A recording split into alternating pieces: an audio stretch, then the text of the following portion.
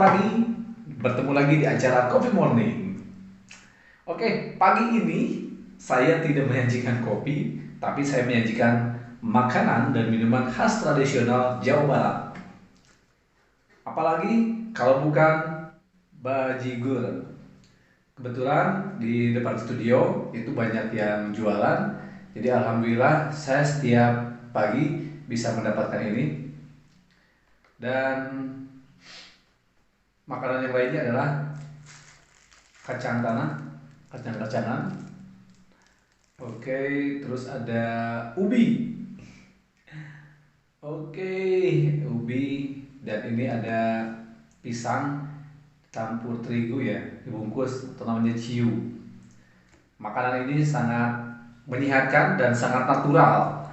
Jadi setelah mandi, olahraga ringan, sarapan sedikit aja karena saya udah siap-siap mau mengkonsumsi makanan yang sehat ini. Dan ini ada klepon.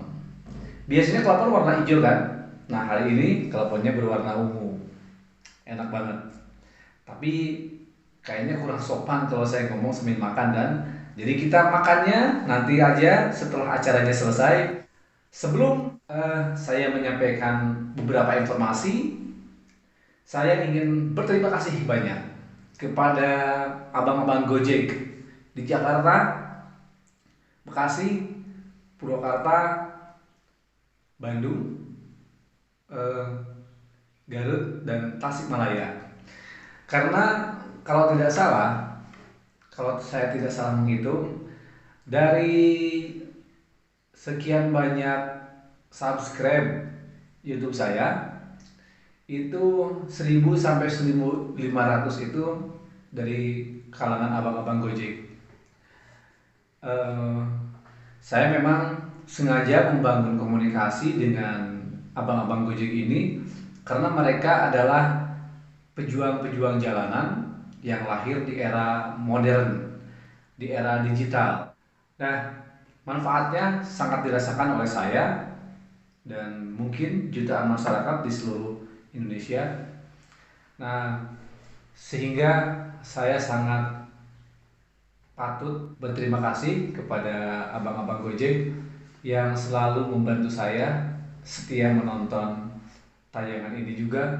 Mudah-mudahan diberikan kesehatan, keselamatan, rezeki yang berlimpah, umur panjang, dan kebahagiaan. Oke, langsung saja. Pagi ini saya ingin membahas satu persoalan yang kemarin di beberapa tayangan saya selalu membahasnya, dan itu akan saya bahas sampai tuntas. Mungkin ya dalam waktu 1 tahun kayaknya tidak akan tuntas. Lalu apa yang akan bahas? Open BO. Open BO. Dahulu pekerja jasa komersil melakukan pelayanannya itu secara manual.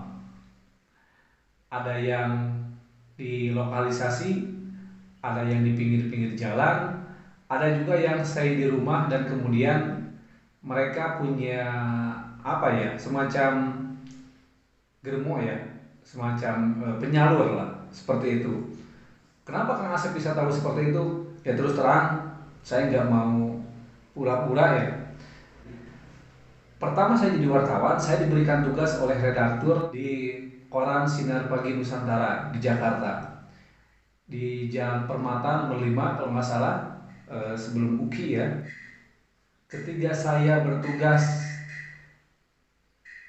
Ketika pertama kali saya bertugas menjadi wartawan, saya punya kewajiban untuk membuat artikel, untuk membuat liputan, untuk membuat feature terkait jumlah PSK di Kabupaten Purwakarta dan Karawang. Terus terang itu tugas yang berat karena memang sebelumnya ya mungkin kawan-kawan SMA saya tahu saya kurang begitu dekat dengan perempuan karena saya memang bisa dianggap pemalu, tidak bisa ngomong, tidak bisa merayu, dan agak-agak minder lah.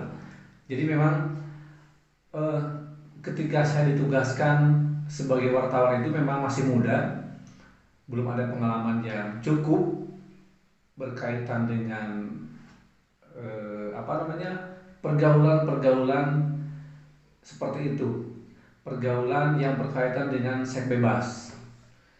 Jadi memang itu adalah tugas pertama saya, dan saya sempat gagal, sempat nervous, dan bahkan takut lah.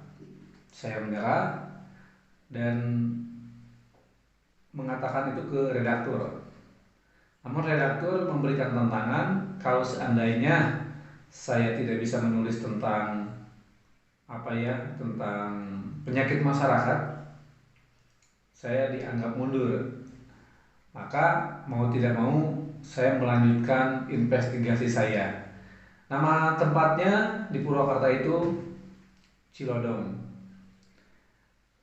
salah satu lokalisasi di wilayah perkebunan pohon jati yang nempel, yang sangat berdekatan dengan area jalur kereta api.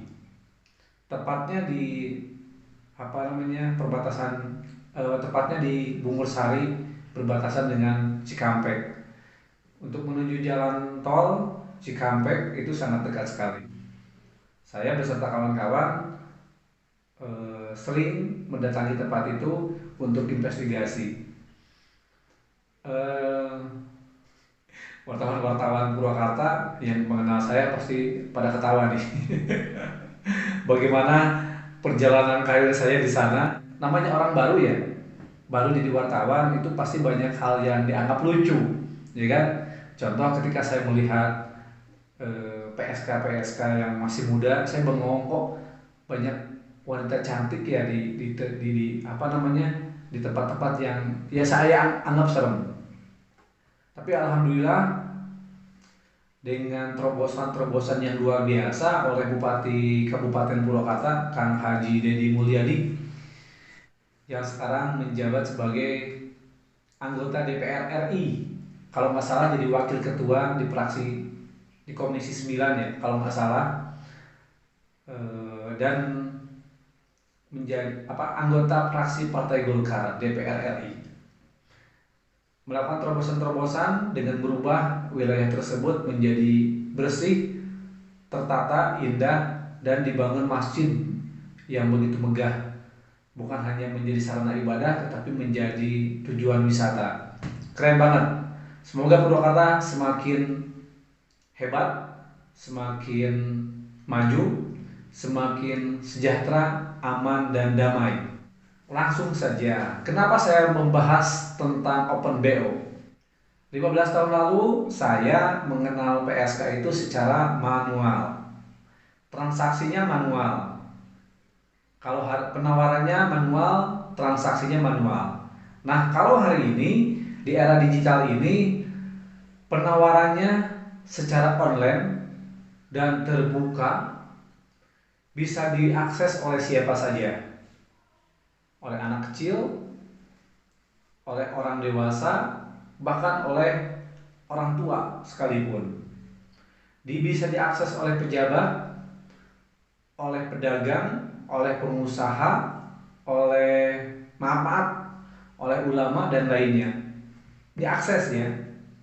Sehingga ketika ada yang kurang puas dan tidak percaya dengan apa yang saya sampaikan, bisa dicek langsung apa itu Open BO, dan kemudian kalimat dan gambar yang mereka tampilkan seperti apa. Nah, saya menganggap pembahasan kali ini saya kembali ke 15 tahun lalu. Bagaimana modusnya, bagaimana ceritanya, bagaimana keluh kesahnya, dan sampai dengan pelanggannya.